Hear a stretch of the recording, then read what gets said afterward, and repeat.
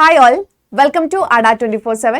എൻ്റെ പേര് ജിജി. സോ ഇന്ന് നമ്മൾ നോക്കാൻ പോകുന്നത്, നമുക്കറിയാം RRB NTPCയുടെ ഒഫീഷ്യൽ നോട്ടിഫിക്കേഷനും എത്തിക്കഴിഞ്ഞു. അപ്പോൾ എല്ലാവരും അപേക്ഷിക്കാൻ തുടങ്ങിയിട്ടുണ്ടാവുമെന്നാണ് എൻ്റെ വിശ്വാസം.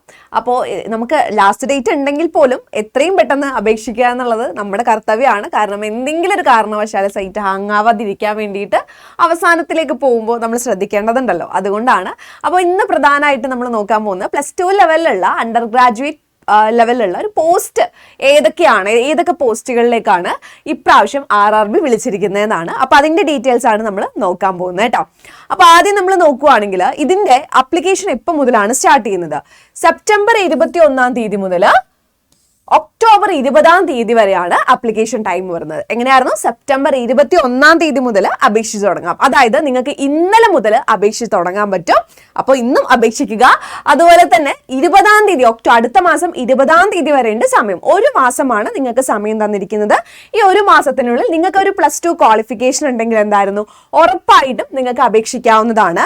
ഇനി ഇതിന്റെ ഏജ് ലിമിറ്റ് വരുന്നത് 18 വയസ്സ് മുതൽ 33 വയസ്സ് വരെയാണ് ഏജ് ലിമിറ്റ് വരുന്നത്. 18 വയസ്സ് മുതൽ 33 വയസ്സ് വരെ.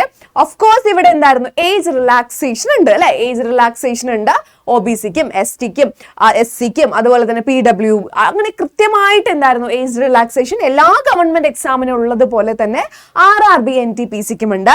ഇതില് ഇപ്പൊ അണ്ടർ ഗ്രാജുവേറ്റ് ലെവലില് ഇപ്പൊ പറഞ്ഞിരിക്കുന്ന വേക്കൻസി എന്ന് പറയുന്നത് 3445 ആണ്. അപ്പൊ ഈ ഒരു വേക്കൻസി കൂടാൻ സാധ്യതയുണ്ടോ എന്ന് ചോദിച്ചു കഴിഞ്ഞാൽ നമുക്കറിയാം, നമുക്ക് ഇപ്പൊ റെയിൽവേയുടെ തന്നെ നോട്ടിഫിക്കേഷൻ പലതും വരുമ്പോൾ സ്വാഭാവികമായിട്ട് വേക്കൻസി ഇടയ്ക്കിടയ്ക്ക് കൂടാറുണ്ട് എന്നുള്ള കാര്യം നിങ്ങൾക്ക് എല്ലാവർക്കും അറിയുന്ന കാര്യമാണ്. സോ ഇതും എന്തായിരുന്നു, കൂടാൻ സാധ്യതയുണ്ട്. ഇനി അതുപോലെ തന്നെ ഇതിലെങ്ങനെയാണ് എക്സാമിനേഷൻ അല്ലെങ്കിൽ ഏതൊക്കെ സ്റ്റെപ്പിലൂടെയാണ് നമ്മൾ കടന്നു വരേണ്ടത് ചോദിച്ചു കഴിഞ്ഞാൽ, കമ്പ്യൂട്ടർ ബേസ്ഡ് എക്സാം 1 ആയിരിക്കും. കമ്പ്യൂട്ടർ ബേസ്ഡ് ടെസ്റ്റ് 1, അത് കഴിഞ്ഞ് കമ്പ്യൂട്ടർ ബേസ്ഡ് ടെസ്റ്റ് 2 ഉണ്ട്, അത് കഴിഞ്ഞ് സ്കിൽ ടെസ്റ്റ് ഉണ്ട്. അപ്പൊ സ്കിൽ ടെസ്റ്റ് എന്ന് പറയുന്നത് എല്ലാ പോസ്റ്റുകൾക്കും ഇല്ല, ചില പോസ്റ്റുകൾക്കൊന്നും ഇല്ല സ്കിൽ ടെസ്റ്റ്. ഇപ്പൊ കൊമേഴ്ഷ്യൽ ടിക്കറ്റ് ക്ലർക്ക് ഇവർക്കൊന്നും എന്തായിരുന്നു സ്കിൽ ടെസ്റ്റ് ഇല്ല.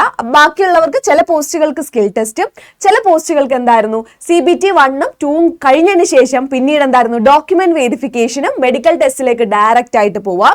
ചില പോസ്റ്റുകൾക്ക് എന്തായിരുന്നു സ്കിൽ ടെസ്റ്റും കൂടിയിട്ട് വേണ്ടിവരും. അപ്പൊ അത് നോക്കിയിട്ട് നിങ്ങളിത് ആ സ്കിൽ ടെസ്റ്റ് എന്താന്ന് നമ്മൾ നോക്കിയിട്ട് അത് കൃത്യമായിട്ട് നിങ്ങൾക്ക് പറ്റില്ലെങ്കിൽ പറ്റുന്ന പോസ്റ്റുകളിലേക്കും അപ്ലൈ ചെയ്താൽ മതി. ഓക്കെ, അപ്പൊ അത് കൃത്യമായിട്ട് നമുക്ക് ഇഷ്ടമുള്ളതുപോലെ ചെയ്യാവുന്ന കാര്യമേ ഉള്ളൂ. ഇനി ഏതൊക്കെ പോസ്റ്റുകളാണെന്ന് നമുക്ക് നോക്കാം. ഏതൊക്കെ പോസ്റ്റുകളാണ് വരുന്നത് നോക്കാം. ആദ്യം പറയുന്നത് ജൂനിയർ ക്ലർക്കം ടൈപ്പിസ്റ്റ് ആണ്. ആദ്യത്തെ പോസ്റ്റ് എന്തായിരുന്നു? ജൂനിയർ ക്ലർക്കം ടൈപ്പിസ്റ്റ് ആണ്. ഓക്കെ, ജൂനിയർ ക്ലർക്കം ടൈപ്പിസ്റ്റ് എന്ന് പറയുന്ന പോസ്റ്റിലേക്കാണ് വിളിച്ചിരിക്കുന്നത്. അത് കഴിഞ്ഞിട്ട് അക്കൗണ്ട്സ് ക്ലർക്കം ടൈപ്പിസ്റ്റ് ആണ്. അക്കൗണ്ട്സ് ക്ലർക്കം ടൈപ്പിസ്റ്റ് ആണ് വരുന്നത്. അക്കൗണ്ട്സ് ക്ലർക്കം ടൈപ്പിസ്റ്റ്. അത് കഴിഞ്ഞ് trains clerk, commercial ticket clerk. Okay, commercial ticket ക്ലർക്കും അതുപോലെ തന്നെ ട്രെയിൻസ് ക്ലർക്കും. ഈ ഒരു 4 പോസ്റ്റിലേക്കാണ് ഇപ്പോൾ RRB NTPC വിളിച്ചിരിക്കുന്നത്. ഓക്കെ, ഈ ഒരു 4 പോസ്റ്റിലേക്കാണ് RRB NTPC വിളിച്ചിരിക്കുന്നത്.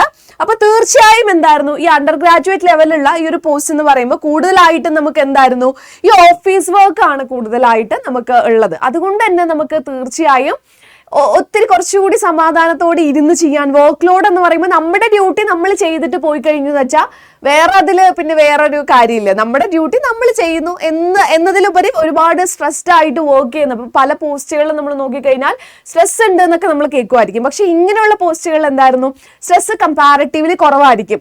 അത് ഭയങ്കര ഈസിയാണെന്നല്ല ഞാൻ പറയുന്നത്. എല്ലാ ജോലിക്കും, ഏത് ജോലി നമ്മൾ ചെയ്യുവാണെങ്കിലും വളരെ സുഖമായിട്ട് നമുക്ക് ഇരുന്ന് ചെയ്യാൻ പറ്റുന്ന ഒരു ജോലി ഇല്ല. അങ്ങനെയാണെങ്കിൽ നമ്മൾ തന്നെ എന്തെങ്കിലും ചെയ്യണം. എന്നാൽ പോലും നമുക്ക് ടെൻഷനും റിസ്ക്കും കാര്യങ്ങളൊക്കെ ഉണ്ടാവും അല്ലെ.